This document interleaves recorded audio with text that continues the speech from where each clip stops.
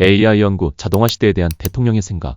네, 안녕하세요. 저는 한국원자력연구원에서 근무하고 있는 유용균이라고 합니다. 저는 오늘 과학기술을 위한 인공지능의 중요성에 대해서 말씀드리고 싶습니다. 지금 그 R&D 투자가 이루어지고 있는데 그만큼 성과가 나지 않고 있다는 말을 많이 합니다. 그 이유를 좀 생각해 보면요. 우리가 지식이 쌓여갈수록 이 지식은 점점 복잡해지고 인간의 머리로는 그 위에 뭔가를 새로운 것들도 쌓기가 어려워지고 있습니다. 그런데 이것을 이렇게 압축적으로 그 위에 더 많은 것을 쌓을 수 있도록 해주는 도구가 저는 인공지능이라고 생각합니다. 스스로 연구 계획을 세우고 실험을 수행하고 연구 결과를 정리해서 논문을 정리하는 것까지 사실상 이제 그 전에 인간이 하던 대부분의 과정들을 이제 자동화할 수가 있습니다. 그러면 이제 앞으로 연구자들이 해야 되는 일은 모든 것을 자기 혼자서 하는 게 아니라 그 인공지능이 못하는 부분만 이제 참여해서 한다든지 혹은 인공지능이 많은 연구 결과들을 만들어낼 텐데 그 중에서 이제 좋은 연구 결과를 뽑아내는 일을 하는 것이 앞으로는 중요한 일이 될 것이라고 생각을 합니다. 그래서 이를 위해서 우리가 인력 양성도 인공지능을 적극적으로 활용하는 인재 양성하는 쪽으로 집중했으면 좋겠고요. 그리고 이 산업계에서도 그러니까 인공지능 각 우리나라가 잘하고 있는 뭐 제조업이라든지 바이오라든지 원자력이라든지 이런 분야에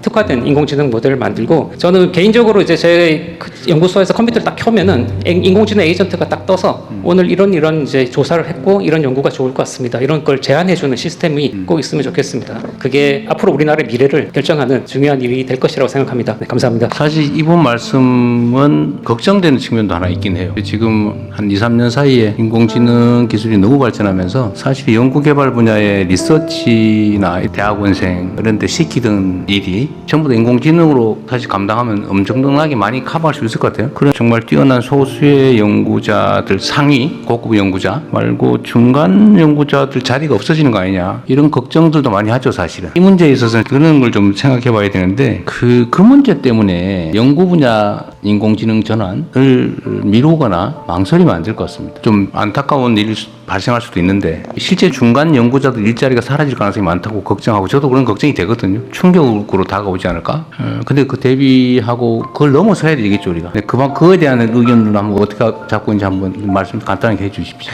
네, 지난번에 대수부 때 한번 동일한 말씀을 주셨었고요. 요거를 내년에 400억 정도 예산을 잡아서 과학 AI 연구를 하기 위한 사업을 또 별도로 만들어 두었습니다. 그래서 이런 전반적인 과학 연구 개발 단계에서의 연구하는 방법의 변화와 관련된 여러 가지 제도적인 것들 그리고 필요하면 연구자들이 새롭게 연구하는 방법에 대한 교육까지를 풀 패키지로 별도 이렇게 소개드리고 관련된 사업이라든가 이런 부분들을 말씀드릴 수 있는 자리를 만들도록 하겠습니다. 그건 정말 중요한 일인 것 같아요. R&D를 위한 R&D, 연구개발을 위한 인공지능 연구, 그걸 또 학습하는 거 이게 정말 중요할 것 같아요. 잘 준비해 주시고요. 네.